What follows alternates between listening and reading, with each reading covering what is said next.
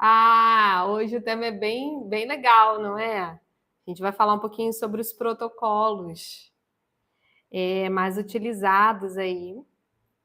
O tema da nossa live é principais protocolos utilizados na avaliação psicopedagógica.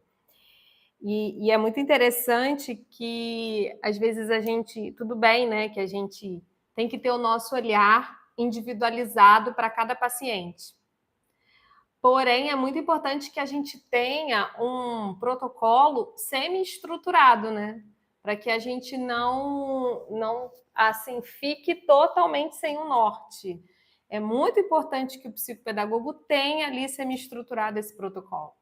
Aí, até teve uma das internautas aqui do YouTube que segue o canal, ela colocou no comentário perguntando o que a gente considera para esse protocolo, se é idade, se é o ano de escolaridade que a criança está, ou se a gente considera como todo, ou se são as queixas. E é sobre isso que a gente vai conversar hoje, tá bom? O que a gente precisa? A Rejane que está comentando, ela é minha cursista. Para você é até mais tranquilo também, né, Rê? A gente fala muito sobre o protocolo lá dentro do curso também.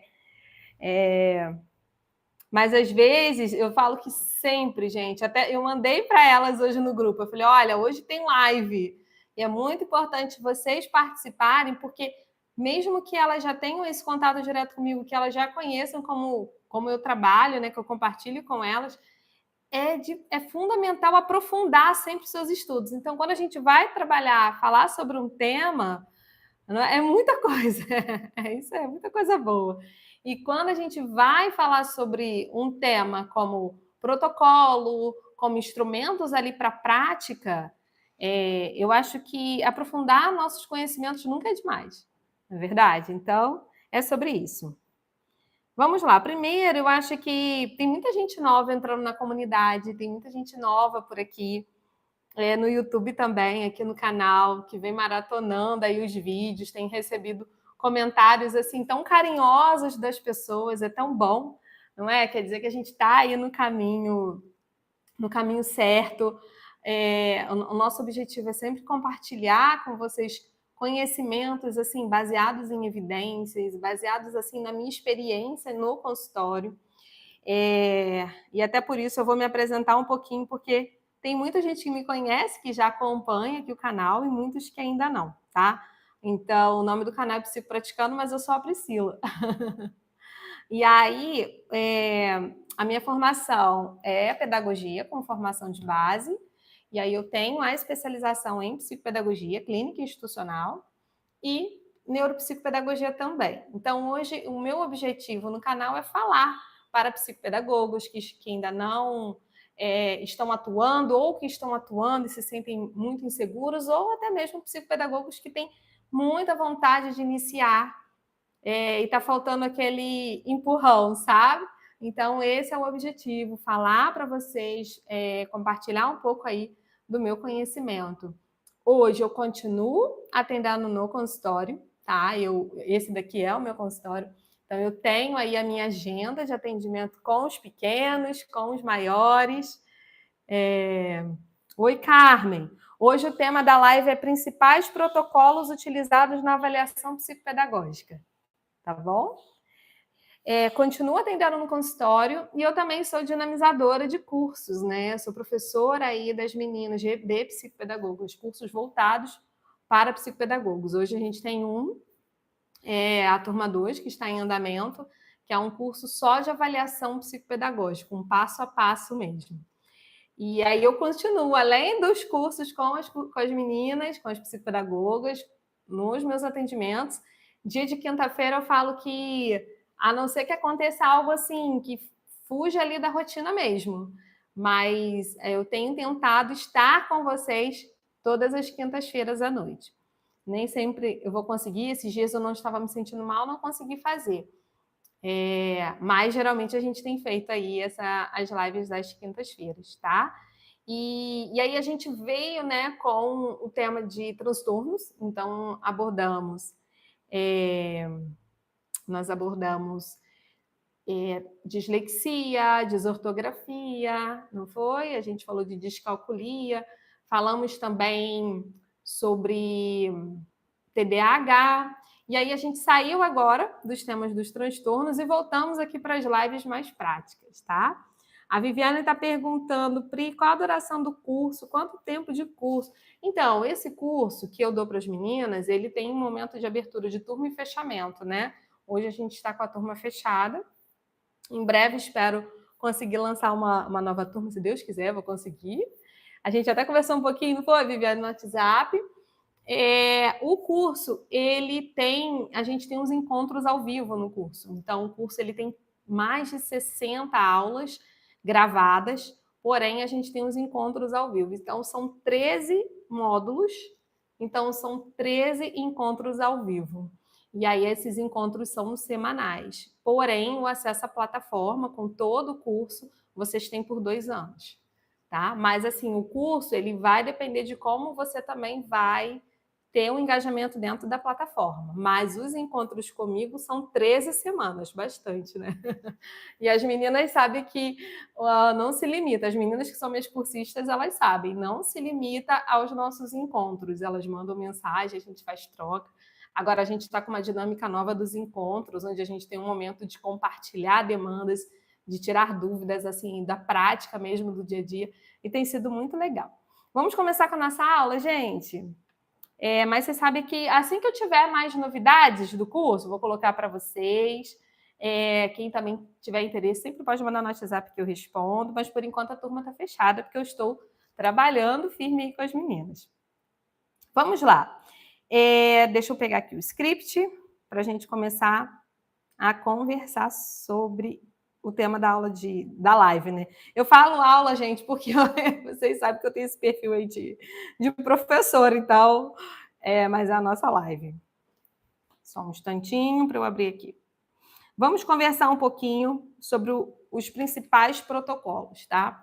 Como eu falei, por mais que a gente olhe cada paciente de forma individual, por mais que às vezes a gente receba, por exemplo, aqui no consultório, eu tenho vários pacientes com TDAH, vários, mas cada paciente é diferente do outro.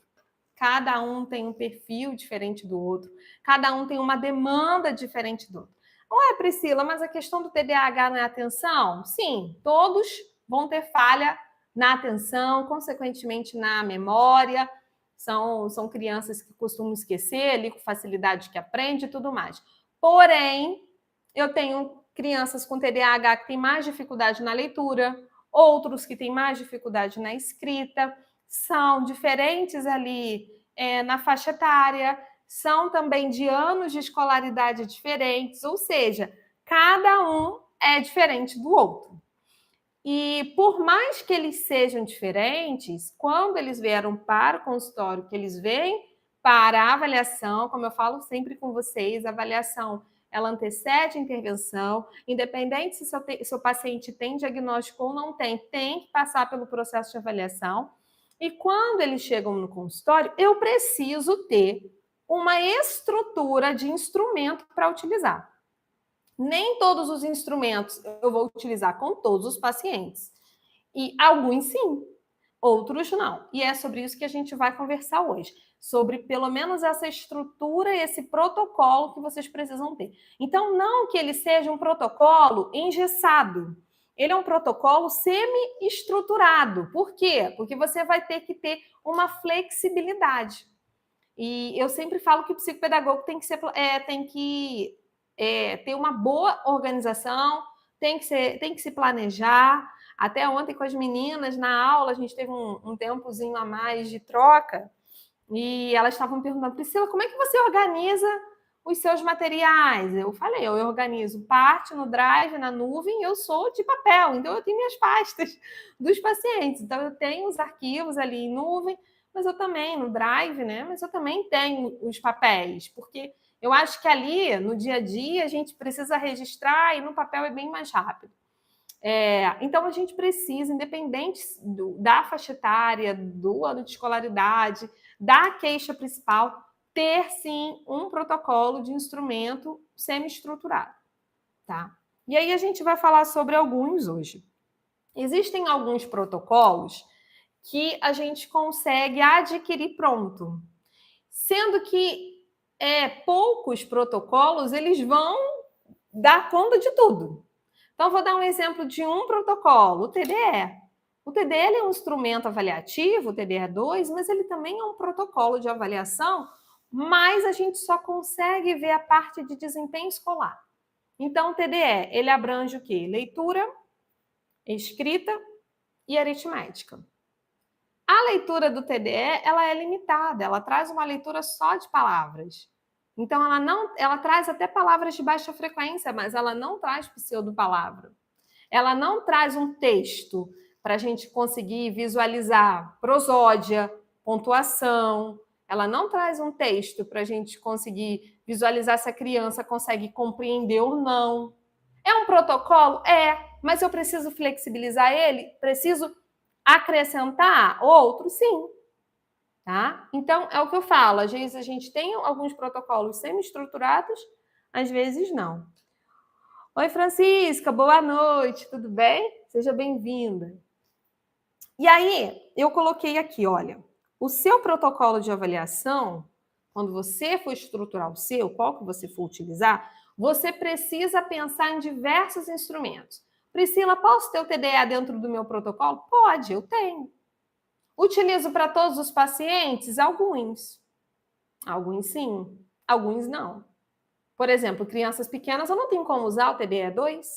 Ele abrange do 1º ao 9º ano. E aí ele tem um instrumento para você utilizar com crianças do 1º ao 5º ano e ele tem outro instrumento para você utilizar com crianças do 6º ao 9º.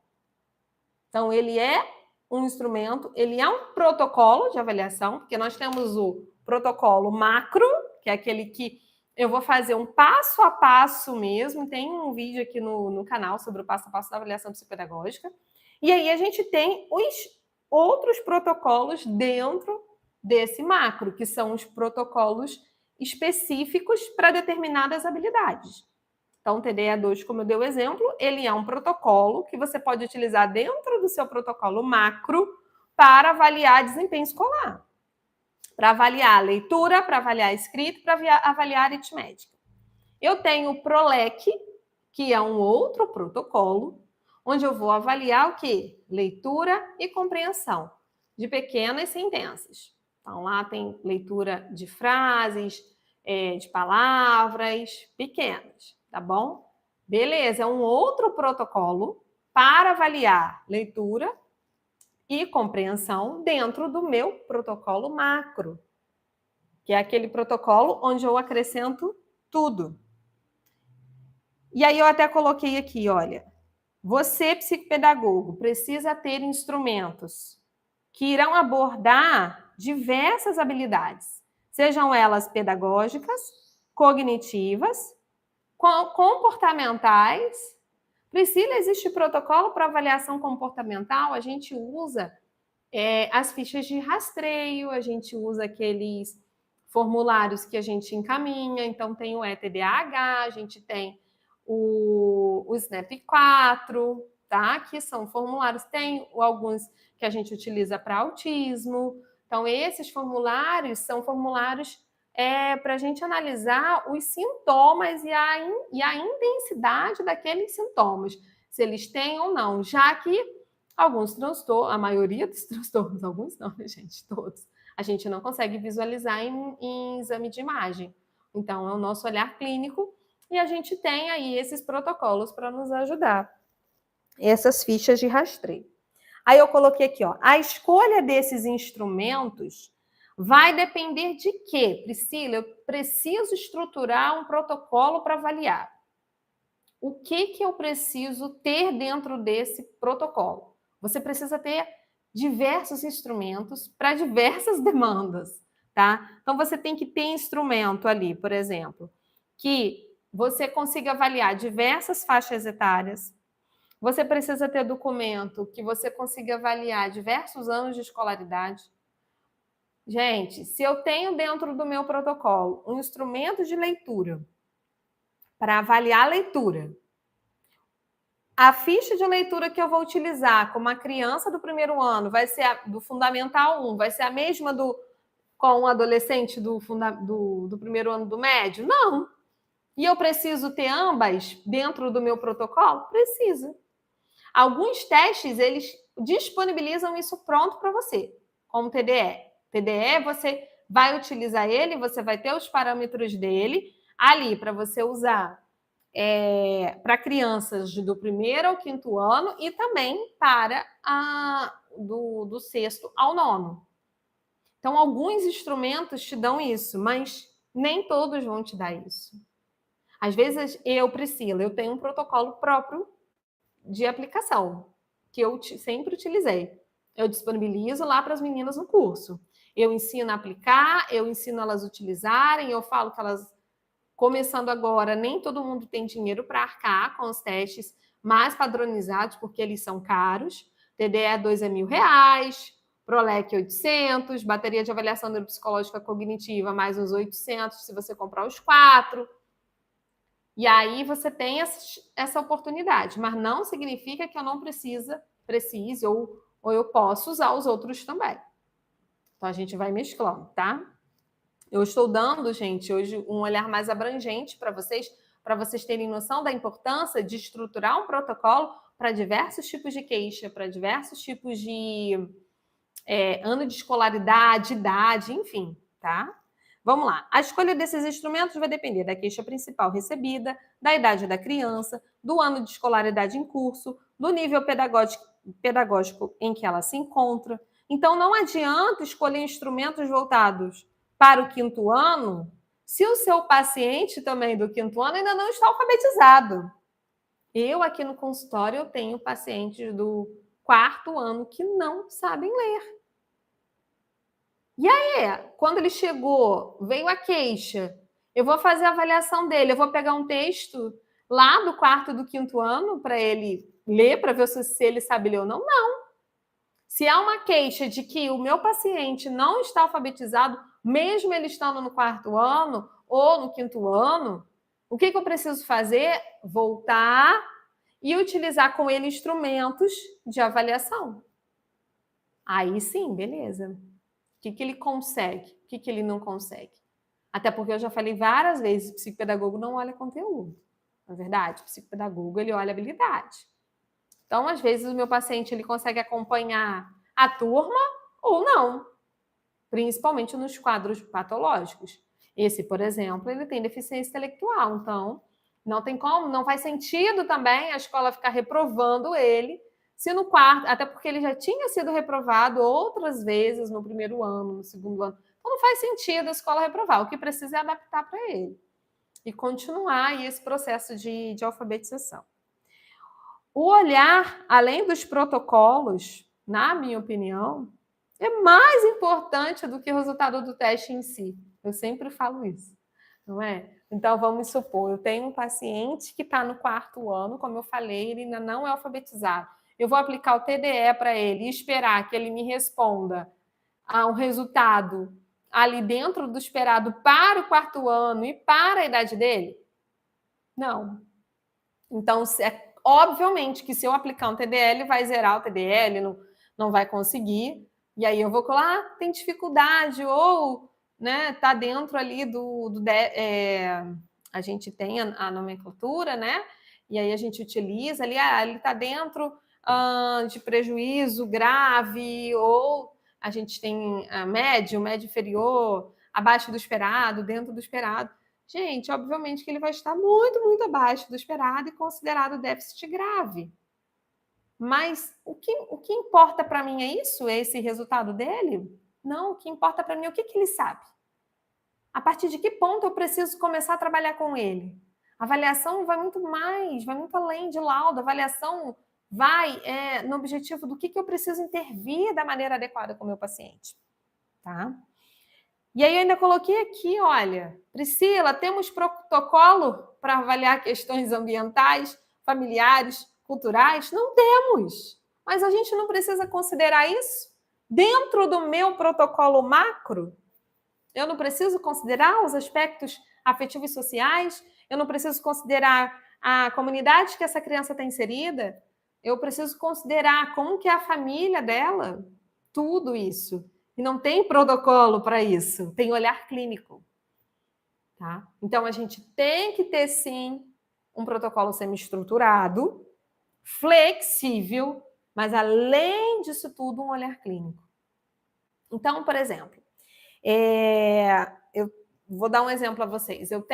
Chegou um paciente aqui que ele cognitivamente, aparentemente, está bem, mas está com muita dificuldade na aprendizagem porque os pais estão se separando.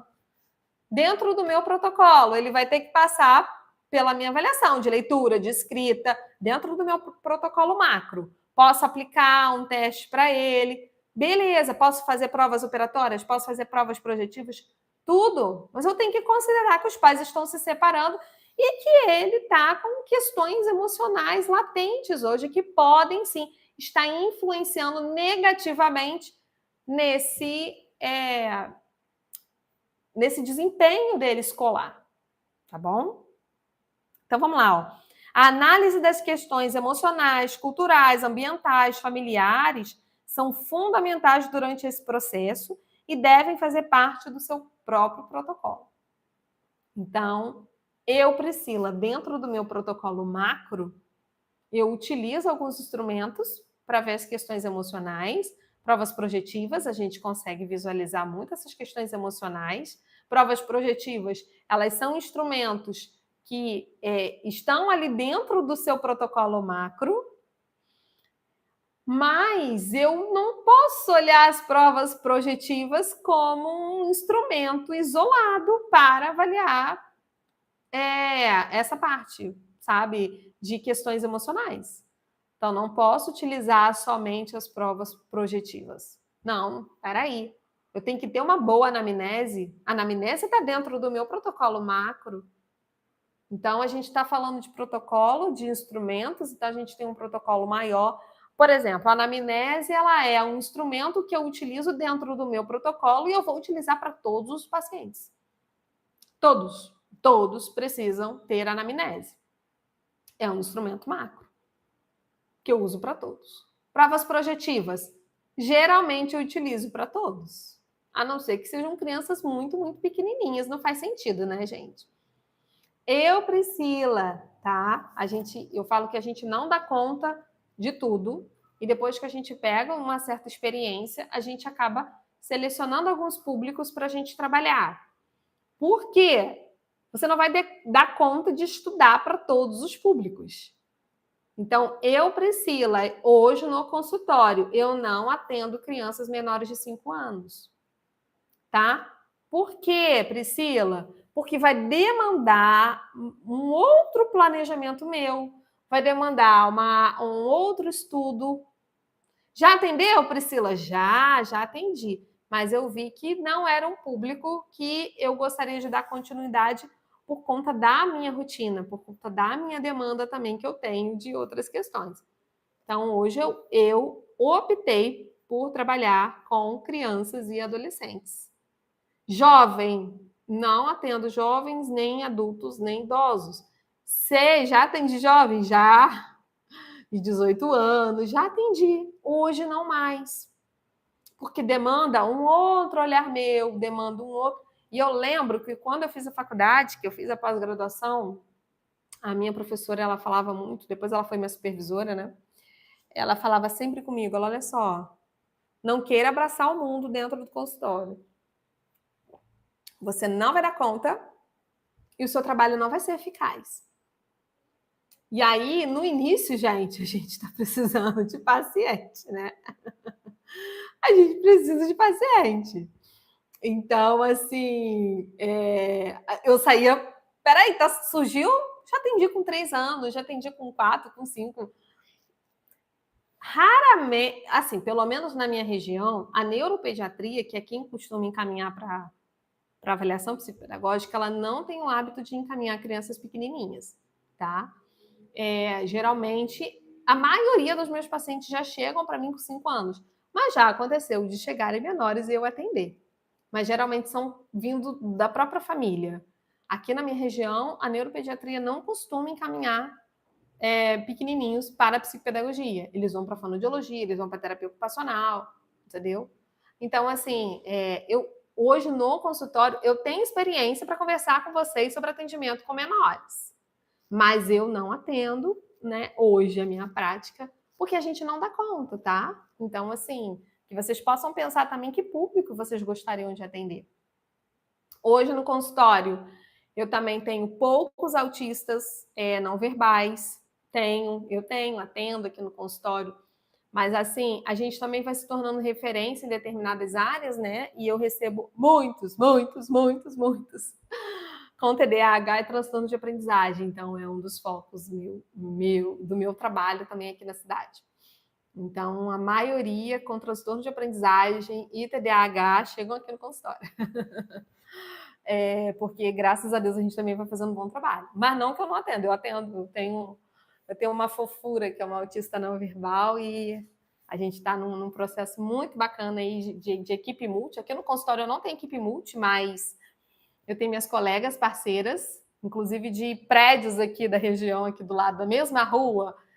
O meu consultório é numa rodovia bem movimentada, e aí tem shopping perto, né? Enfim. Então, tem o prédio que eu tô, que é uma galeria, que é o meu consultório, aí no prédio da frente tem uma fono, que é amiga, e lá no início da rua, um outro prédio, tem outra fono, outra psicóloga e outra terapeuta ocupacional que também são amigas, e a gente trabalha em conjunto, tipo assim, cada um dentro da sua sala, e a gente faz um trabalho sensacional em conjunto. E é isso, tá? Vou continuar falando. Deixa eu só responder aqui. A Viviane, Pri, você atende de 5 aos 12? Não, eu atendo de 5 a 15. Hoje, 15, 16, tá? Até aí a adolescência mesmo. Só não estou mais com os jovens, assim, depois de 17, 18, que já terminaram a escola, eu já atendi, mas hoje não mais. Gente, eu vou falar para vocês, tem um público que eu gostaria muito de atender. Na minha rua, na rua que eu moro, tem uma casa de repouso, né? Um centro geriátrico, um asilo. E às vezes eu passava e olhava elizinhos lá tomando sol, e eu falava como eu queria trabalhar com os idosos. Mas eu também tenho um filhinho pequeno, né? Por isso que eu até falo também que vai muito da nossa logística, tá? Então, eu tenho as formações, eu tenho os atendimentos, eu tenho um filhinho pequeno, família, prioridade da minha vida também, então por isso que às vezes a gente não dá conta. Vamos continuar aqui. Até coloquei aqui, olha, que para as minhas cursistas, por exemplo, eu sempre compartilho com elas um protocolo que eu estruturei durante esses 9 anos de atendimento. Eu tenho 9 anos na clínica. E durante esses 9 anos eu consegui estruturar um protocolo. E aí eu compartilho com elas como que funciona esse protocolo. Mas eu sempre falo para elas, sabe, que, por exemplo, a gente não precisa dar conta de todo aquele protocolo. Tem também diferença, né, gente, regional. Então, às vezes, a gente costuma receber uma demanda que outra região tem outra. Então, eu sempre falo para elas, eu quero que vocês pensem, eu quero que vocês não simplesmente pegam ali o meu protocolo pronto, mas que vocês saibam criar um protocolo também. Pensar ali nas demandas, sabe? A gente sempre conversa muito sobre isso. Até tem uma cursista que ela brincou comigo, né? Poxa, Priscila, você não compartilhou a sua anamnese está preenchida. Eu compartilho com elas a minha anamnese preenchida e a gente faz um estudo de caso, onde eu ensino para elas a fazer a correção da anamnese. Aí ela, poxa, você não tem em branco? Eu falei, não tem, porque eu não quero que você simplesmente copie a minha anamnese, eu quero que você aprenda a fazer uma bem estruturada, né? Oi, Cláudia, boa noite. A Brenda está perguntando, oi, estou querendo fazer a pós na psicopedagogia, quero fazer a pergunta, que tal é a carga emocional na prática? A carga emocional que você diz que nós psicopedagogos carregamos, é isso? É sobre isso, Brenda? Nós psicopedagogos. Depois você... É porque eu não entendi muito bem. Ó, quero fazer a pergunta. Que tal é a carga emocional na prática? Ah, entendi. Tá. Então, gente, eu falo para vocês, eu amo o que eu faço. Amo mesmo. Amo estar com as crianças e me dedico muito, muito aos atendimentos. E por a gente amar o que a gente faz, eu acho que se torna mais leve, tá? Se torna mais leve. Problemas com as famílias, Priscila, você já teve? Ó, inúmeros. Eu já tive pais que retiraram da terapia porque eu pedi uma avaliação neuropsicológica nesse nível. Eu já tive pais que pediram para eu emitir. Oi, Sueli, boa noite. Eu emiti, por exemplo, uma nota que eu, para poder conseguir reembolso com convênio, uma coisa que eu não tinha feito, e eu neguei, obviamente. Eu já tive pais que confundiram a situação por ser, às vezes, ter vínculo. Isso é um erro, cuidado, não atendam, sabe? Eu evito ao máximo atender pessoas que têm vínculo, porque às vezes eles não conseguem fazer uma escuta, assim, te olhar, né, profissionalmente. Não é fácil, lidar com as famílias não é fácil. Porém, eu acho o atendimento com as crianças leve demais. Oi, Carla, boa noite. E graças a Deus, gente, graças a Deus, hoje eu tenho um grupo de mães assim maravilhosas, maravilhosas. Eu tenho uma mãe que é minha cursista e ela é maravilhosa. E assim, as mães, o grupo que eu tenho hoje, porque eu não vou mentir para vocês, não, eu já demiti famílias. Quando eu olho e eu vejo que eu não vou conseguir fazer determinado trabalho, eu vou dar um exemplo para vocês. Uma vez eu tive uma mãe que o filho dela ela chegava gritando no consultório com o filho, um caos. E aí ele estava com resistência para entrar na sessão. A gente está fugindo um pouquinho do foco, né, gente, da nossa live, mas é importante fazer essas trocas, eu gosto. E aí eu estava... essa mãe chegou assim, olha, ele não quer estudar, ele não quer vir para a sessão, ele não quer nada, então não sei o quê. E ele com resistência, ele não queria fazer a sessão. Cheio de questões emocionais, uma família totalmente desestruturada, uma mãe que ela precisava mais de ajuda do que o filho. Eu olhei para ela e falei assim, olha, ele tem questões de aprendizagem, mas ele tem várias questões emocionais, e você também. Vocês precisam de ajuda. Não adianta ficar na psicopedagogia, porque eu não vou conseguir tratar se hoje o emocional grita mais. Então, eu vou liberar o seu filho para que você possa buscar um atendimento psicológico e depois que ele conseguir lidar melhor com as emoções, vocês retornam. Porque não vai adiantar, gente, eu ficar fazendo intervenção psicopedagógica de aprendizagem se o emocional, se as questões comportamentais estão latentes, estão muito maiores. E aí, eu falei com a família que eu não ia continuar atendendo. Gente, ela saiu bufando, meu Deus do céu. Ela saiu, ela pegou a criança, saiu, vambora daqui, e que não sei o que, ninguém te quer, tá vendo? Gente, ela falou cada absurdo comigo. Ela falou, o único jeito de eu resolver isso, olha o que ela falou, eu lembro que ela falou assim, o único jeito de eu resolver isso é se eu tomar um veneno, der um veneno para ele tomar um veneno. Olha que horror, nível emocional daquela mãe. E aí eu, sabe, querendo, assim, sabe, gente, ajudar da melhor forma, mas eu fiquei super preocupada. Ele estudava numa escola onde a dona da escola era uma amiga minha, e eu liguei para ela e falei assim, ele tá indo para a escola? Porque aconteceu isso, eu preciso que você olhe, eu preciso ver se ele está bem, né? O que aconteceu e tal. E aí eu liguei para uma outra cursista minha, que fazia curso comigo na época, e ela era conselheira tutelar da minha cidade. E eu liguei para ela e pedi orientação. Falei, olha, aconteceu isso, isso, isso, o que eu faço? Ela falou, não, vê se ele tá bem. Se ele estiver bem, às vezes é sua mãe que deu um surto, assim, então... Aí a Cláudia perguntando, após você ficou mal? Gente, eu fiquei mal pra caramba, né?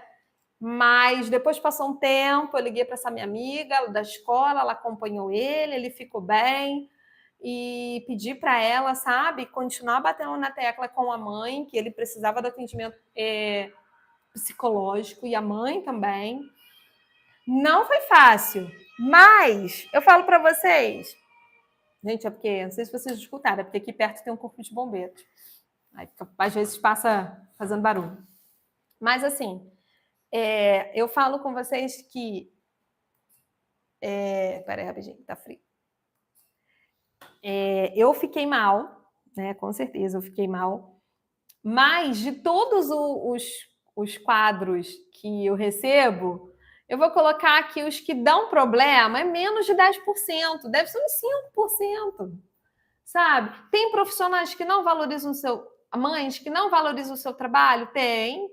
Eu tive uma mãe que ela quis me quer arrumar confusão aqui comigo por conta do negócio do financeiro. Eu falei, não, não é assim que eu trabalho, a gente tem contrato e tal. Então, é só a gente também... Com a experiência, a gente vai amarrando isso tudo, tá? Eu falo para vocês, problema com financeiro, eu contratei uma advogada, ela fez um contrato e, ó, mostra o contrato, tá feliz, quer continuar? Beleza. Não quer, gente, infelizmente, você assinou um contrato, você está ciente. Então, a gente também vai começando a criar mecanismos, sabe, Brenda? Brenda até colocou, eu tenho medo de, nos casos, mas eu posso derivar... Brenda, é porque tem hora que eu acho que está dando erro aí na hora de digitação, não estou entendendo. Eu tenho medo de, nesses casos, mas eu posso derivar, fico mais tranquila. Não, a gente dá conta, a gente dá conta. Mas eu te falo assim, falo para todos vocês, tá? Eu acho que esse é o mínimo. Ah, você é do Paraguai, Brenda. Ai, gente, desculpa, ela tá falando em espanhol. Ai, entendi, Brenda. Que bacana. Gente, aí, olha, gente, é porque eu não sei falar espanhol, Brenda, mas eu tento, tá bom? Eu tento. Que bom, que bom. Fico feliz, Brenda. Fico feliz. E é isso, sabe? A gente vai ter problema, gente. Eu acho que problema a gente tem em qualquer trabalho, não é verdade? Olha, eu acho que a maioria aqui é de escola, né? Não, pelo menos as minhas cursistas, a maioria são professoras ou já atuaram em escola com alguma função. Você quer mais pepino que escola? Não tem, não, né? Eu acho que escola não tem. Eu acho que a gente vai se deparar com problemas em todos os lugares que a gente trabalhar e tudo mais, mas podem ter certeza, da mesma forma que a gente tem mães que dão dor de cabeça pra gente, eu recebo cada mensagem linda de outras mães agradecendo pelo que eu fiz, eu acho que muito mais do que os de problemas.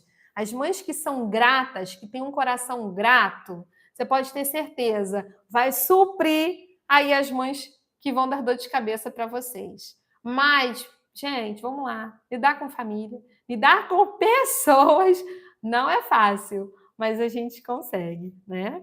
A Carla tinha colocado, estou cursando psicopedagogia, estou amando seus vídeos, obrigada por dividir suas experiências. Eu que agradeço, né?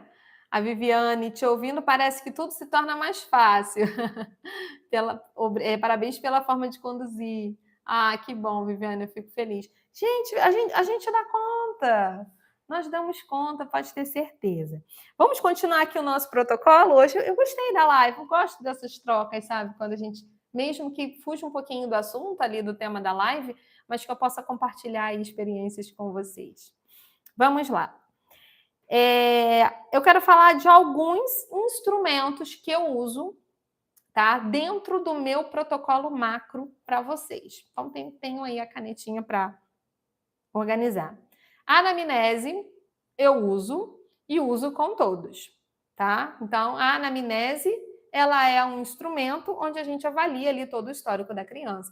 Porém, eu falo, esses dias uma moça me pediu, eu estou precisando de uma anamnese, você pode me enviar? E aí eu falei com ela, olha, eu acho que um simples formulário de anamnese, vocês colocam no Google, vocês conseguem.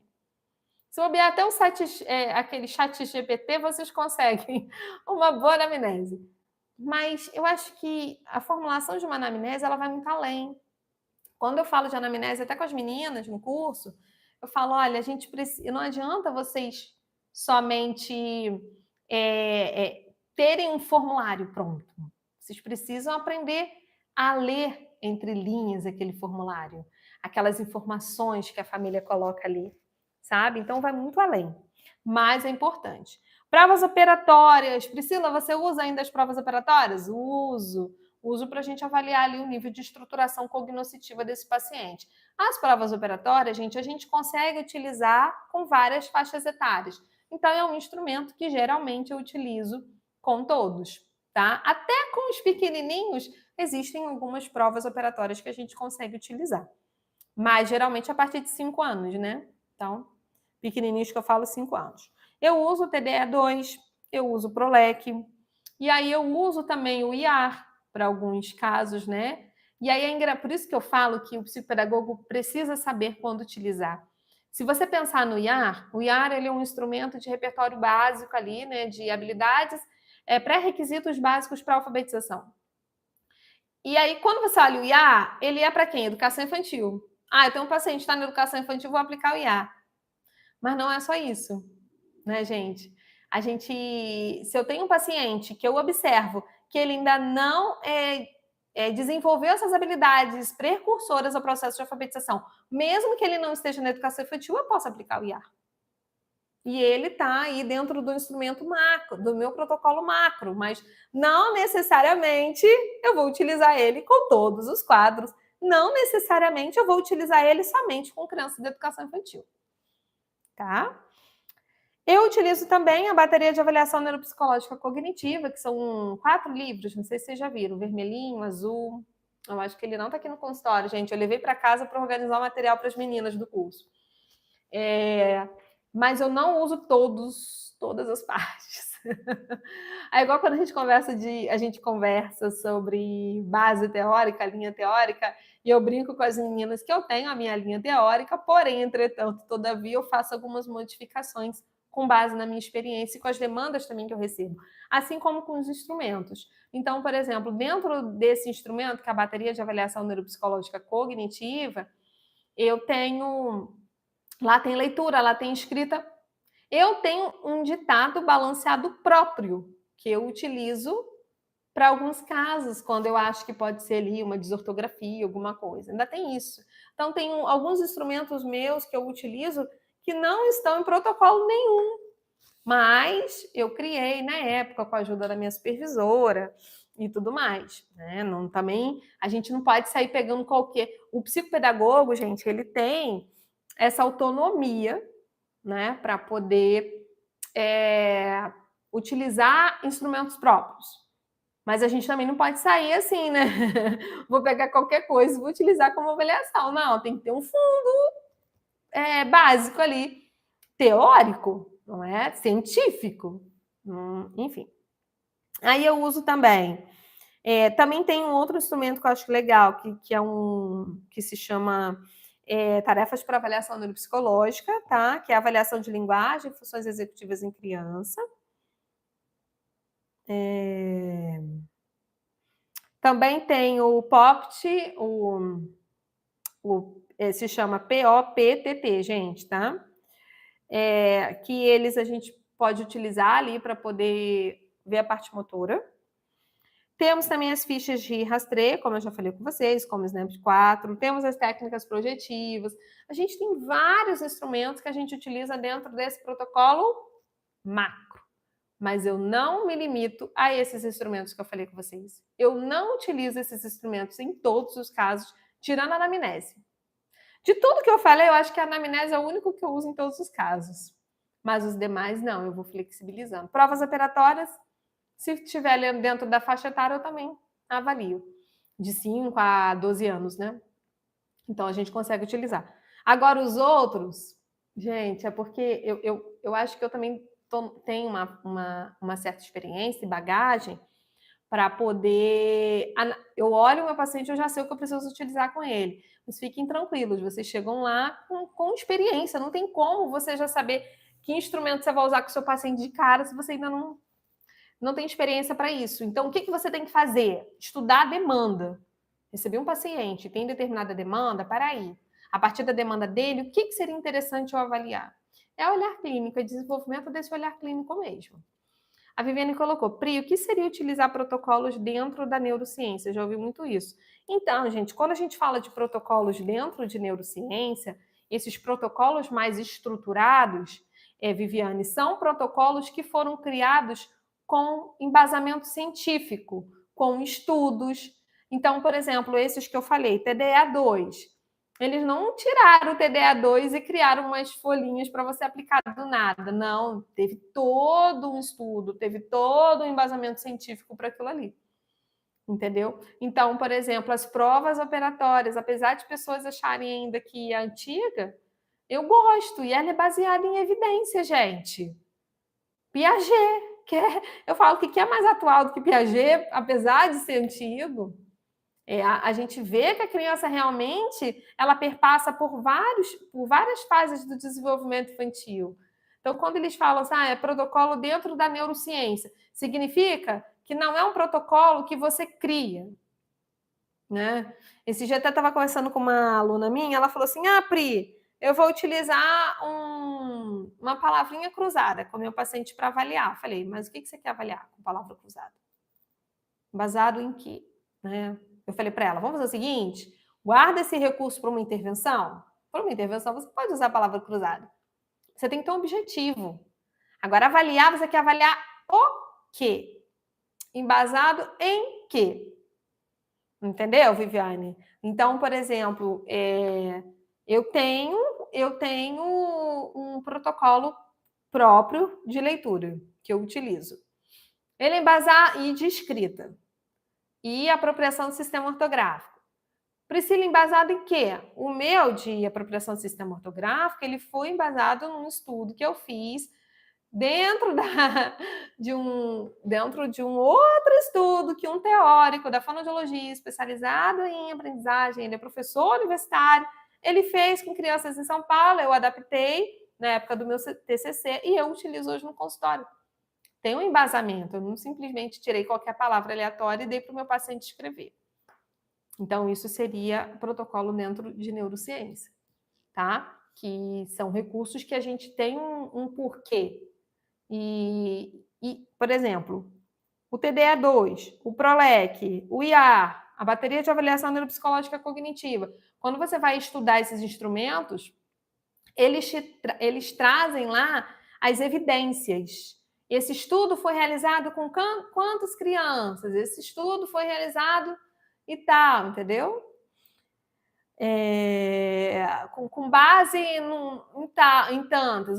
Por exemplo, foi o simpósio de psicopedagogia da Associação Brasileira de Psicopedagogia do ano passado, teve o Capovilla palestrando, né? Aí gente, tô toda animada. Peraí, gente, se você não acompanhar a linha de raciocínio do Capovilla, você fica para trás, assim, feio, né? Porque ele é mega acelerado. E aí eu olhando, gente, ele fez um estudo de fluência de leitura com mais de 250 crianças. Gente, ele apresentou todo aquele estudo.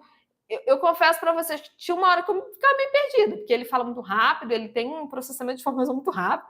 E aí eu olhava e nossa, mas ele trouxe aquela proposta, ele trouxe um estudo, mas ele não fez simplesmente, ele não pegou e não criou uma atividade com uma criança, gente. Foram 250 crianças, sabe? Então, isso é baseado em evidência. Ângela, Pri, o PROLEC é para crianças, já tem leitura fluente? Para uma criança de 7 anos que ainda não garante a leitura, qual o melhor instrumento para avaliar? O PROLEC não precisa ter leitura fluente, não. Você que vai avaliar se ele está com uma leitura fluente ou não a partir dele, entendeu? Deixa eu ver aqui. Então, para crianças de 7 anos que ainda não está alfabetizado, qual o melhor instrumento para avaliar? Então, Ângela, é porque eu aqui no consultório, eu uso o meu próprio, né? Mas ele não está disponível, assim, no mercado. Quem sabe, né, gente, no futuro eu consiga disponibilizar esse meu protocolo no mercado para compra. Mas ele não está. Então, eu uso, depende muito. Eu sempre falo que quando a gente avalia a leitura, Ângela, a gente não avalia simplesmente se a criança sabe ler ou não. Você precisa saber o que ela alcança, o que ela não alcança.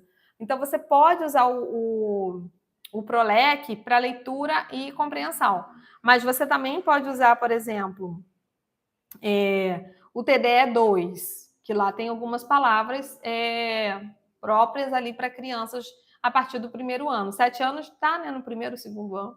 Então, você conseguiria, dentro do TDA2, dentro da bateria de avaliação neuropsicológica cognitiva, também tem leitura e escrita.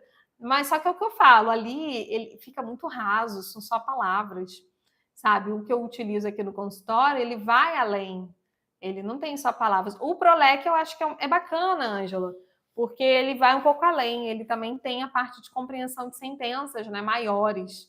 Então, você avaliar só uma leitura de palavras, eu acho muito vago, né? É o que eu sempre falo com as meninas. O que ele já sabe ler? O que não sabe ler ainda? Então, sabe ler sílabas simples, complexas, dígrafos? Sabe ler uma frase inteira? Sabe ler um pequeno texto? Viviane, o que você usa no consultório, você disponibiliza no curso? Sim, sim, o protocolo inteiro. Eu falei que não está disponível, né? Não está disponível para venda, não venda, né, meninas?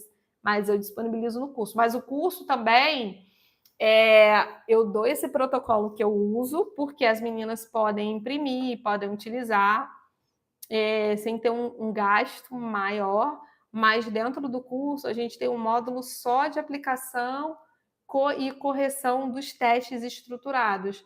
Então, dentro do curso, eu também ensino os outros. Eu ensino corrigir, aplicar e corrigir TDE, provas operatórias, técnicas projetivas, ProLec, bateria de avaliação neuropsicológica cognitiva, PreLec, IAR, todos esses que eu falei aqui com vocês. Tá bom? Meninas, o horário.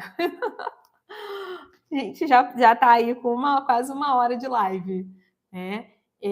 Mas é sobre isso. Eu espero que vocês tenham gostado da live de hoje. Se vocês sempre puderem deixar aí um like, eu agradeço. Ajuda a gente a divulgar mais o nosso trabalho aqui no YouTube. E é sobre isso. O objetivo hoje era trazer para vocês essa questão do protocolo macro e dentro do macro trazer os instrumentos que a gente fala que são micros dentro desse protocolo maior, trazer essa reflexão para vocês que apesar da gente receber demandas diferentes, a gente precisa ter um semi-estruturado. E apesar da gente ter esse semi-estruturado, ele precisa ser flexível de acordo com a demanda que a gente recebe, de acordo com a idade do meu paciente, de acordo com o ano de escolaridade dele em curso. Enfim, são muitas demandas e muitas questões, né? Mas a gente dá conta. Não pensem, ontem eu estava falando isso com uma cursista minha. Eu falei assim, não pense que você vai saber disso tudo de um dia para o outro. Porque às vezes elas falam, Priscila, são muitas coisas para a gente lembrar, né? E eu falo são muitas questões, como é que eu faço para lembrar disso tudo? E eu falo com ela, gente, olha, aos pouquinhos a gente vai memorizando. Vou dar um exemplo para vocês. Eu não sabia ler um exame de processamento auditivo até eu ter um paciente que tinha o diagnóstico de processamento auditivo pela primeira vez, e eu olhei o exame, eu vi, eu falei, deixa eu ver quem fez esse exame aqui. Ah, tá. Aí era uma pessoa da mesma clínica, depois a gente virou até amiga. Aí eu bati lá na sala dela. Então, eu tô com um exame aqui de processamento auditivo, sabe? E eu queria muito que você me ensinasse a ler. Na cara de pau. E aí, a avaliação neuropsicológica também. As meninas que faziam. Então, eu queria saber, eu queria entender um pouco mais. Gente, às vezes a gente precisa ter humildade e perguntar para o meu outro colega, fazer essa troca, sabe? Não tem problema nenhum. Quando eu tenho dúvida de medicação, eu tenho uma neuropediatra que a gente trabalha em parceria, e aí eu falo com ela que Gente, Priscila, você conhece medicação? Eu conheço o que os meus pacientes tomam. Porque, como já tive vários e vários já passaram, eu já vi de tudo de medicação. Então, eu conheço risperidona, atenta, com as bases ali em metilfenidato, Ritalina LA. Eu sei duração eu sei efeito colateral. Eu sei esse básico. Porque meus pacientes tomaram e eu fui investigando e eu fui estudando. Então, esses conhecimentos, gente, de protocolo, de instrumento, de como usar, eles só vão vindo mesmo a partir da experiência de vocês. Não tem jeito. E receber um paciente, estar trabalhando com ele e teve uma demanda, estude aquele seu paciente. Foi assim que eu fui fazendo. Eu tinha um paciente, eu estudava sobre ele. Eu tinha outro, eu estudava sobre ele. E a gente vai adquirindo conhecimento. A Carmen, Pri, por favor, nos avise sobre o próximo curso. Tem interesse? Com certeza, Carmen, pode deixar. Tá bom? Vou avisar assim vocês. Está todo mundo lá na comunidade, não tá? Lá na comunidade que eu sempre coloco. E deixa eu falar com vocês, a gente vai ter uma sequência de 4 lives no Google Meet. Gente, as lives secretas são maravilhosas, porque elas têm temas exclusivos e não fica gravado no YouTube, então. E aí é muito legal porque a gente consegue compartilhar. Eu consigo ver o rostinho de vocês, né? Para quem abre a câmera no Google Meet, a gente consegue ter uma troca muito bacana. Então fiquem atentos também que eu vou a live secreta não tem custo não, tá, gente? A gente faz geralmente são uma sequência de 4 semanas. A gente faz esse movimento das lives secretas até para criar também mais afinidade com vocês, compartilhar mais informações. Enfim, olha, beijo grande para vocês, boa noite. Eu espero vocês quinta que vem. Vou pensar no tema ou vou colocar enquete. Vou ver o que eu vou resolver e aviso para vocês. Sobre o curso, pode deixar que eu aviso sim, tá? Não tá no grupo, Carmen? Oh, meu Deus, deixa eu colocar aqui para você o link, Carmen. Um minutinho. Vou colocar para você.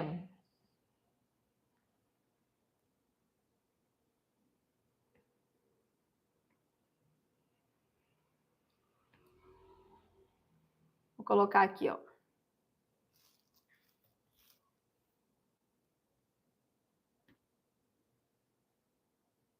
Carmen, vê se você consegue clicar nesse link. Lá, gente, o grupo, Carmen, ele não é um grupo que você troca informação, não, é uma comunidade, é um lugar só para vocês receberem informação. Nossa, tá?